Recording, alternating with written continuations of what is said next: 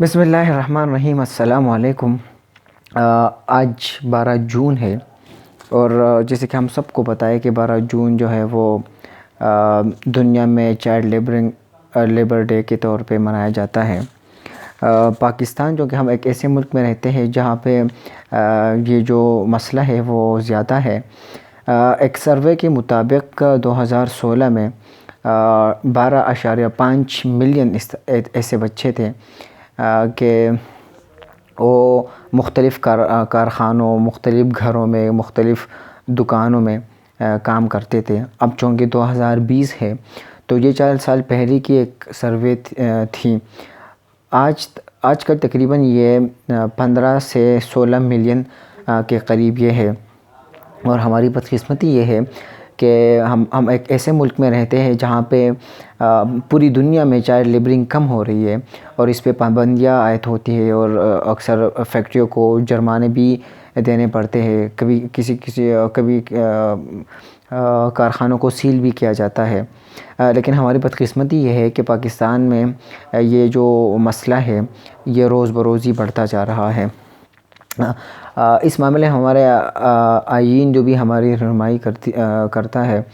اور آئین کے آرٹیکل 11 میں ہے کہ کوئی بھی بچہ جو 14 سال سے کم ہو اس پہ کوئی ایسا کام نہیں کیا جائے گا جو اس کے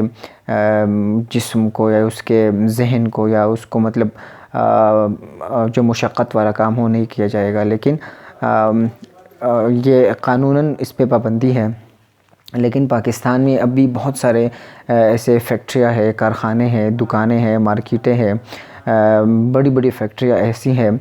جو کہ ابھی بھی چائلڈ لیبرنگ کرتی ہے۔ اس پہ پابندی بھی ہے، لیکن ہماری حکومت کی غفلت ہے کہ اس معاملے کو سنجیدہ نہیں لے رہی۔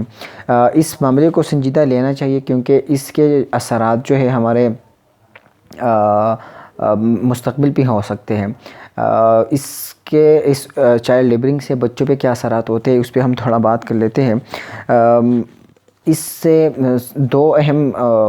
مسئلے بچوں کو پیدا ہو سکتے ہیں۔ ایک تو اس کے فزیکل ہیلتھ کی وجہ سے وہ اکثر کمزور رہتے ہیں، بیمار پڑتے ہیں، اور زیادہ تر کام کی بوجھ سے ان کو مینٹل بھی النس ہوتی ہے،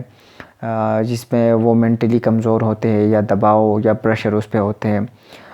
تو یہ دونوں جو ہے بچوں کے لیے جو کافی خطرناک ہے۔ اگر ہم سوچیں اس بارے میں تو ہم خود نہ فزیکل کوئی اس طرح سٹریس کو ہم زیادہ برداشت کر سکتے ہیں، نہ ہم مینٹلی سٹریس کو، لیکن ہم پاکستان میں یہ بچوں کے ساتھ جو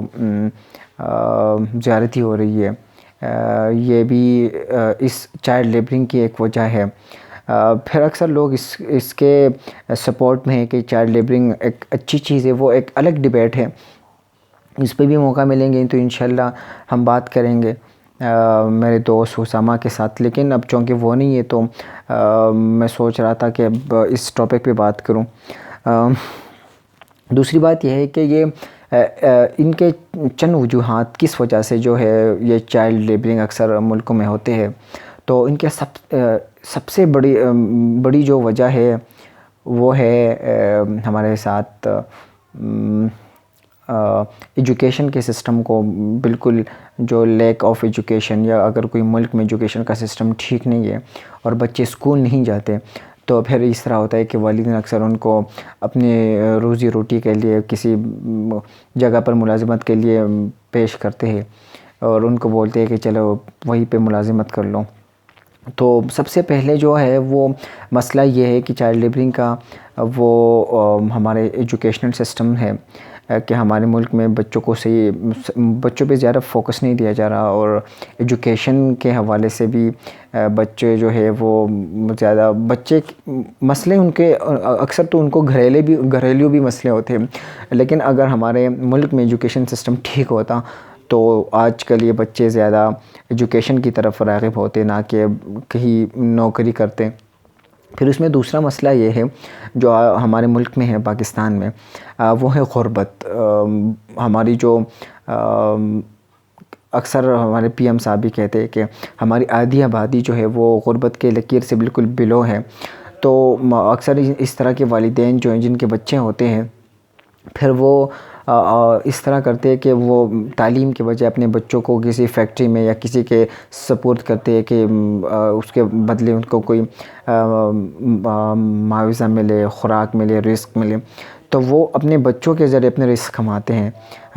ہماری بدقسمتی یہ ہے کیونکہ جو اسٹیٹ کی جو دونوں ذمہ داری ہے، ایجوکیشن اور جو روزی اور روٹی اور خوراک، وہ دونوں ہیں،